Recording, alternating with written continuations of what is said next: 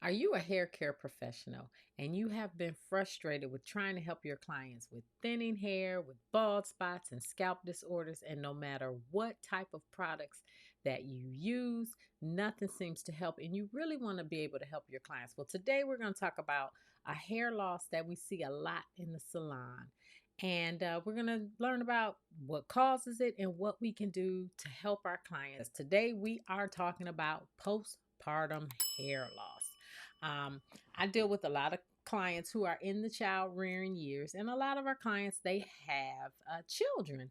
And you may have noticed with some of your clients, especially if you've had long term clients, that every time they have a baby or a client that has a baby, you notice that she is having excessive hair loss right after the birth of the child. So I put together some slides. We're going to learn a little bit. We're going to learn about what we can do to help them.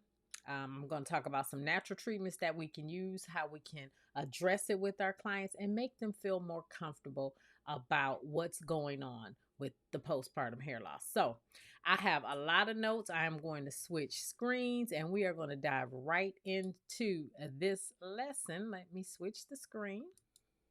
Now, let's dive right in and let's talk about this postpartum hair loss and how we, as hair care professionals, can help our clients and address this problem in the salon. Now, the first thing we need to do is to define exactly what postpartum hair loss is and how we can recognize it. Now, just know that postpartum hair loss is a form of alopecia, and that is where a woman can experience excessive hair shedding after giving birth, but it is a form of alopecia.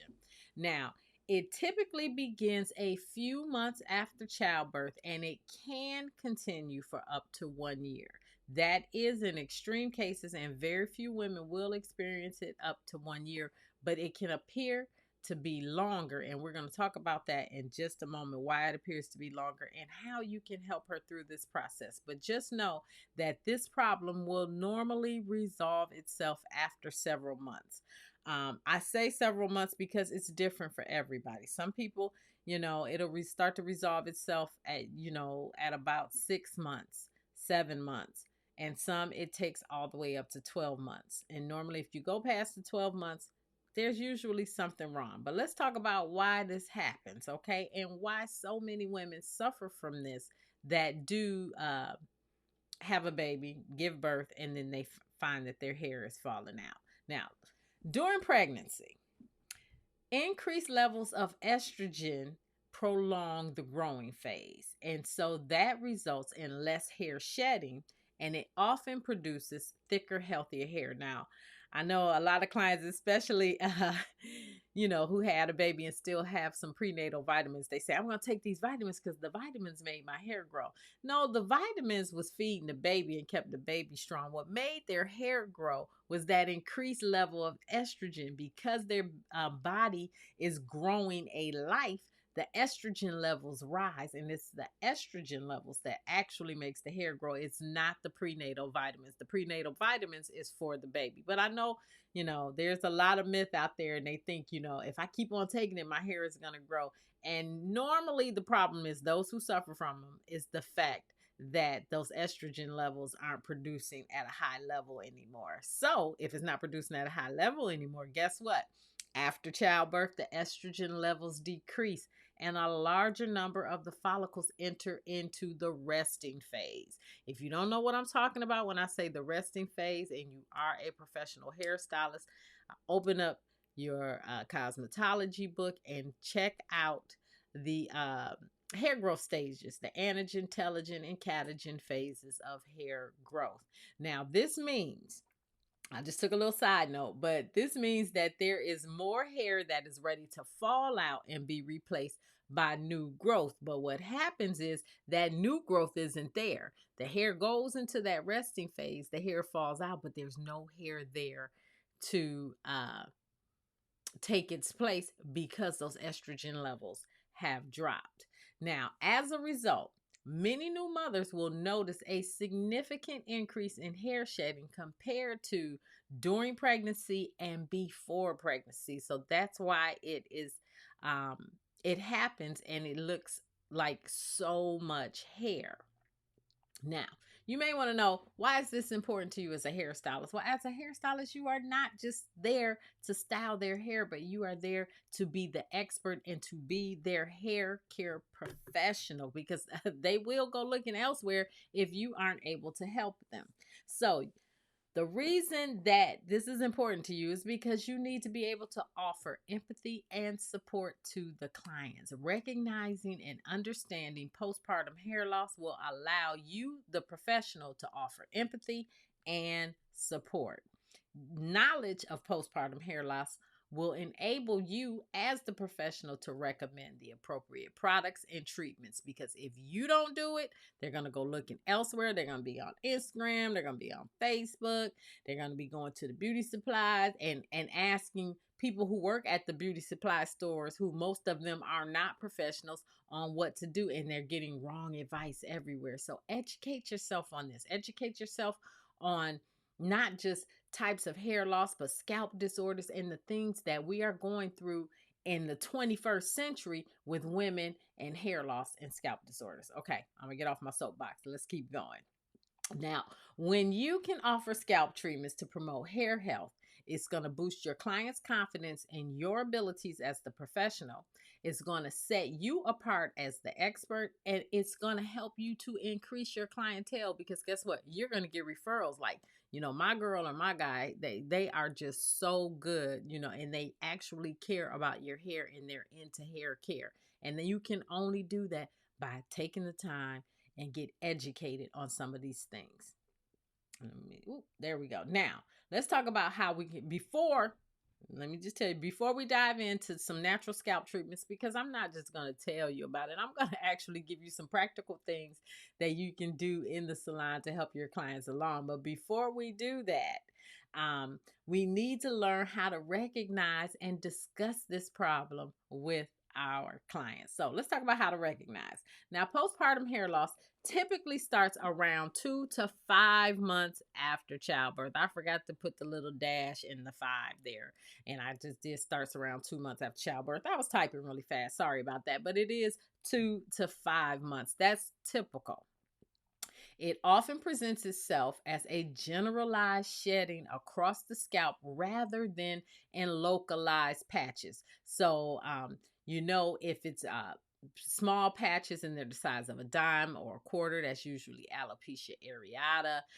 If it has little bumps attached to it and it's around the hairline, or it's throughout the scalp in places and they had braids or weaves or wear tight ponytails, that's probably tension alopecia. Where with postpartum alopecia, it's going to be generalized. It's going to be just coming out everywhere. Now, the hair loss can also be more pronounced at the temples or the front hairline in some women. So that's where you're going to have to use, do your deducting and do your reasoning. And so, if they just had a baby, they really haven't been wearing braids, they haven't been wearing weaves, but it's coming out at the hairline and the temples, it's probably postpartum alopecia or postpartum hair loss, as opposed to some type of tension alopecia. Now, the hair loss, it is temporary, and I talked about that earlier, and it will usually resolve itself within 6 to 12 months after giving birth. Now, it can last longer for some women, but usually it stops after 12 months. This is the kicker, though. Let me get my words together. If it resolves itself within 6 months or within that 6 to 12 months, it may have stopped the shedding, but remember, the hair has not been replaced, because the shedding, the hair has not been replaced. So now you have to wait for that hair to be replaced and those follicles to come back to life for hair to start to replace it. So they may not see a difference for a couple of years, but with our help and some natural treatments, we can kind of jumpstart that and get that hair going as quickly as possible. And the primary cause, remember, is that significant hormonal change after childbirth. Now, the reason it is, and I'm just going to refresh you on this, I said it earlier, but I cannot express this enough. That is because the drop in estrogen levels after delivery leads to many of the hairs going from the growth phase to that resting phase. That resting phase is what? It's called the telogen phase, and it does it simultaneously, and that's not normal. Normally our normal bodies don't does not do those drastic drops in the hormones. Well, I should say rising and dropping of the hormones in the normal phase. It normally only does that during pregnancy. So just know that that is the problem, that those hairs have moved from that, you know, that estrogen being high, growing like crazy, and then boom, it automatically goes into that resting phase, and there's no smooth transition. Okay. Now, let's talk about tips for you as the professional to approach your client, because discussing postpartum hair loss with clients, it can be very, very sensitive. New mothers are dealing with emotional and physical changes. So, we as hairstylists, we need to be able to approach our clients and discuss this topic gently and make them feel comfortable. The first thing you want to do is you want to choose the right moment. And I promise you, I am going to get into some treatments, but we do need to know this. You need to be able to pick a moment when the client is settled and comfortable. So you want to pick a time like when you're back with them at the shampoo bowl, or you're giving them a conditioning treatment. And you want to initiate a gentle conversation about their hair and any concerns they might have, especially if when you're combing it and you're getting them ready for the shampoo and you notice a lot of hair coming out and you know that they just had a baby. You want to be tactful and gentle. You need to approach the topic gently. You want to ask open ended questions like, have you noticed any changes in your hair recently? This is going to leave room for the client to guide the conversation, and it's going to make them feel comfortable sharing with you their concerns about their hair loss. You want to be able to display empathy and reassurance, because it is essential to reassure the client that postpartum hair loss is common and it is usually temporary. You want to let them know that they are not alone and that many new mothers experience postpartum hair loss. You want to be able to offer your professional insight. You need to be able to explain the mechanics of postpartum hair loss so that the client has a clear understanding of why this is happening to them, because knowledge can often alleviate some of the stress and the anxiety that they just might be feeling. You want to be mindful of the language that you use. You want to be positive, and you want to avoid terms that are derogatory or alarming, like balding patches or severe hair loss. That is just going to make her even more heightened. And she's going to be like, oh my God, my hair is falling out. So you want to make sure you stay positive and be mindful of the language that you use. You want to let the client know that you will be there to help monitor their hair health over the coming months. You want to make sure you schedule regular appointments where you can offer a chance to assess their hair and how it's recovering, and then offer them, treatments and a hair care routine if needed. Now, if the hair loss seems excessive or prolonged, or it is causing the client a lot of distress, it may be best for you to refer them to a healthcare professional like a dermatologist for further evaluation. So after you give the treatments and you haven't noticed that it's slowing down, it's been longer than 12 months, and it's really getting worse, it may be something a little bit deeper, and you may have to refer them to a doctor. And then you want to follow up. You want to follow up with the client between the appointments. You want to see how they're doing and whether or not the products and the treatments that you recommended are helping. Okay. And when it comes to those products, you can craft some products for them and, send them home with those products to help keep those follicles stimulated. Now, let's get into the nitty gritty. I know what you've been waiting on. You want to know about these natural remedies that we can do for treatment to help our clients along in this postpartum hair loss process. The first thing you want to do is you want to give them scalp massages with essential oils. Essential oils like lavender, rosemary, and peppermint that's going to support and promote hair growth. What I like to do is I like black pepper oil. Cedarwood oil is a good one too. But you want to well, I think I got another point before I go into what I'm talking about. Yes. What you want to do is you want to dilute a few drops of the essential oil in a carrier oil like coconut oil or jojoba oil massage in the scalp. Now, if you are not familiar with using natural ingredients in crafting your own scalp treatments in the salon, before you go and do this, just know that there are two types of coconut oil. There is your more solid coconut oil that even after it's heated, when it cools off, it's going to be a solid form. And then you have a liquid coconut oil, which is fractionated coconut oil. If you're going to use coconut oil, you want to use that fractionated oil. And what I teach my students, when we are crafting products and we're learning about, hair loss and scalp disorders, as a rule, you want to start with treatments about 8 to 10 drops per ounce of carrier. So if you're using an ounce of, let's say you're using jojoba oil, you want to put maybe 8 drops of peppermint, 8 drops of lavender, 8 drops of rosemary. And if you're not familiar with it, you can go to my website. I teach a lot about using essential oils and using them in the salon. But I'm going to give you a side note. With rosemary, you want to make sure that your client does not have high blood pressure, was preeclampsia while she was pregnant, because sometimes that can, the rosemary causes a lot of circulation, and you just don't want to cause any harm or heighten anything. So to be on the safe side, if you know they have a problem with high blood pressure, you do want to leave that rosemary out. But you can do some research.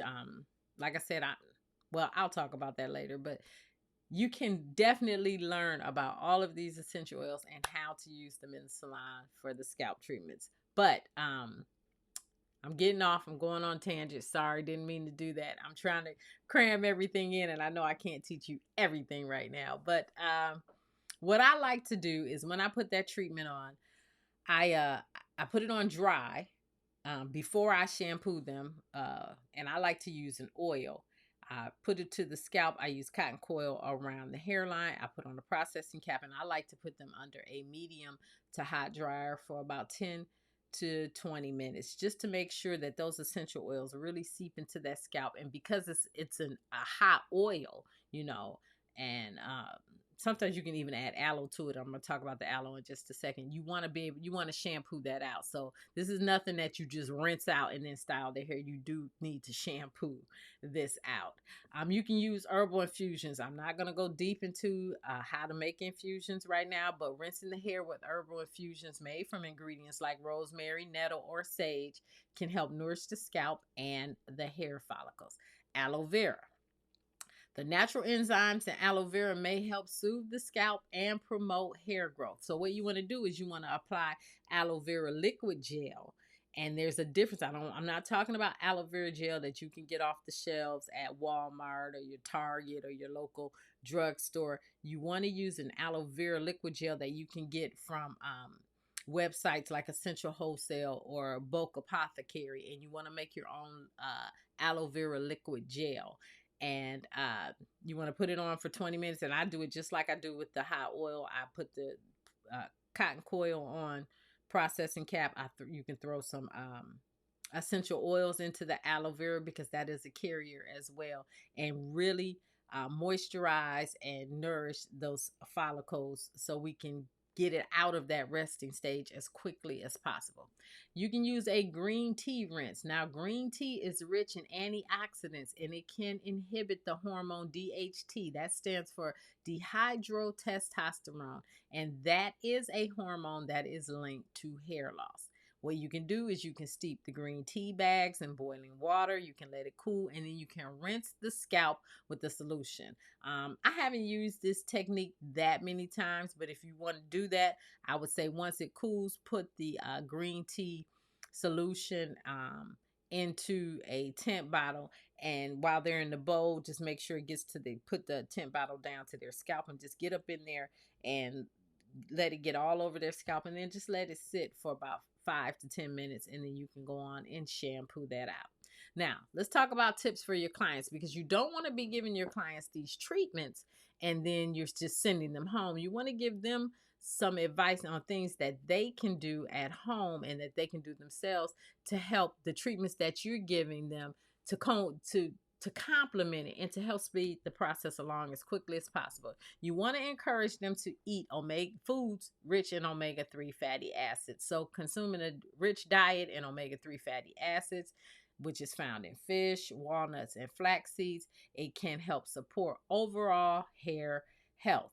You want to encourage them to have a protein rich diet, especially if there's a vegetarian, if they are vegetarians, you want to encourage them to get some type of protein, because hair is made up of protein, and it's called what class? Keratin. So, eating protein rich foods like eggs, lean meats, and legumes, which is basically beans and nuts and some other stuff. You can look that up, but it does benefit hair health. And you also want them to be making sure that they reduce their stress. So, practices like yoga, meditation, or deep breathing exercises can help in reducing stress, which stress can exacerbate hair loss. Now, I'm going to just give you a couple of things. I forgot to change the picture. I'm sorry, and I wanted to go on and get this recording done. But you want to remember to use gentle hair care when they're going through this stage. You want to use a mild, natural shampoo and conditioner. I can't stress that, things that are SLS and ALS free, the shampoos, parabens free. You want to use as gentle as possible of your shampoo and the conditioner. And you want to avoid harsh chemical treatments when they're going through this process. So don't give them any, high lift hair colors, no bleaching. Let them get through this process first. And you also want to, cut down, no excessive heat styling, no tight hairstyles, nothing that's going to pull and stress the hair follicle. Okay. So just know that if you are dealing with clients who are suffering from this postpartum hair loss, that first of all, they are not alone. You can help them along this process. You can make that process go a little bit easier. Now, we can't avoid it altogether, and we can't stop it, but we can slow it down in its tracks. And once the process is over, we can help jumpstart those follicles and get that hair growing again. So just study up on it. Make sure,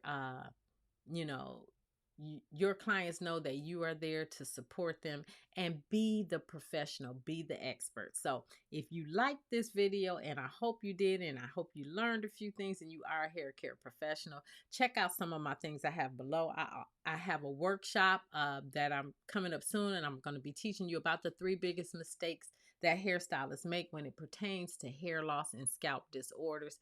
It's absolutely free. So click on the link. It's either going to be in the description below this video if you're on YouTube, or, just look around for it. It's going to be below somewhere, depending on what platform you're on. And if you did like this video, like, subscribe, do all that YouTube-y stuff.